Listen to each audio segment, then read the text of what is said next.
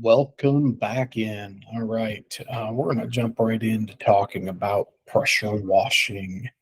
So, I got a question here about pressure washing of patio and other things in the front of establishment or commercial establishment, excuse me.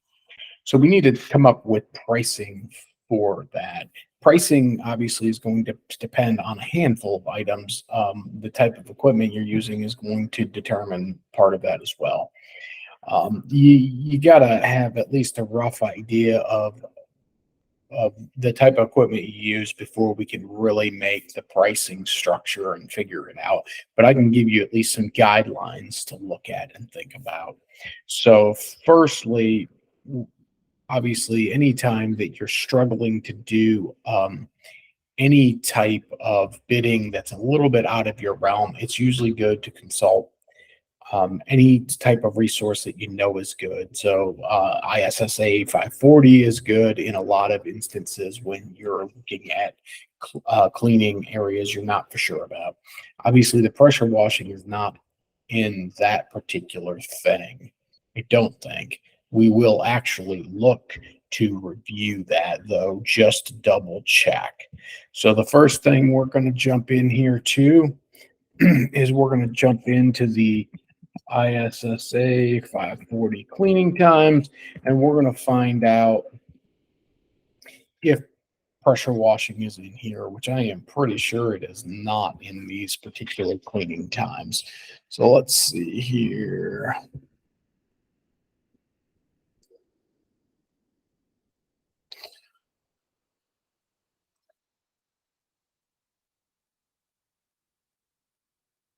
It does not appear to be in this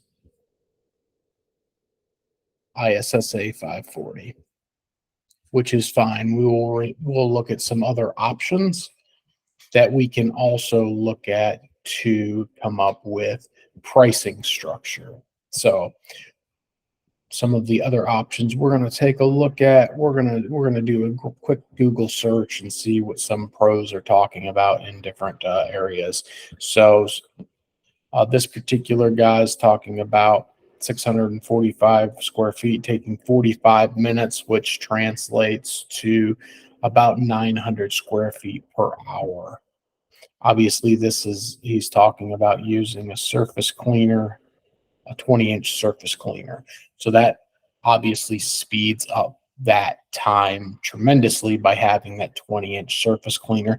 You got to make sure that if you're running a surface cleaner, you got enough PSI and enough volume output of gallons per minute to keep up with it, or you're going to kind of shoot yourself in the foot.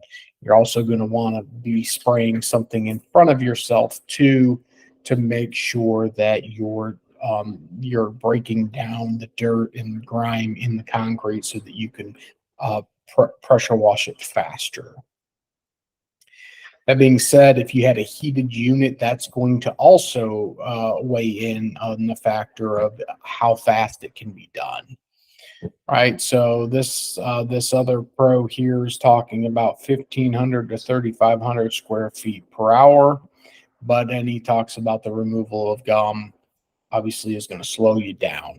Now, if you're working with a heated pressure washer, the gum isn't going to slow you down as it just melts away if you're using a heated pressure washer. But you got one that is very, very badly set up with gum. It's worth spending the extra money if you're going to rent a machine to rent one that has a diesel or kerosene heater that actually will just melt the gum right off of the sidewalk.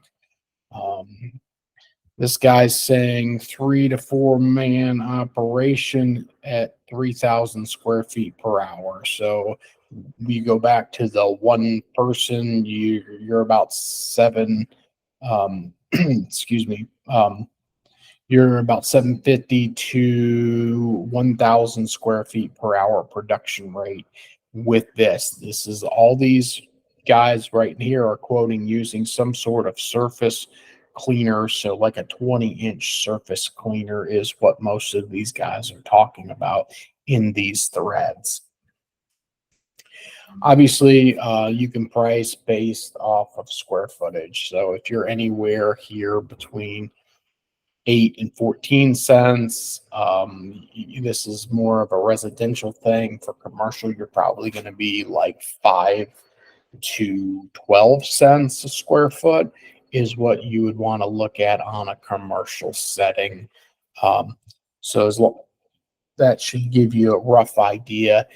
You can also say, okay, I can do it at 8 cents. If you were at 8 cents and you could produce 900 square feet per hour production rate, that would put you at $72 per hour.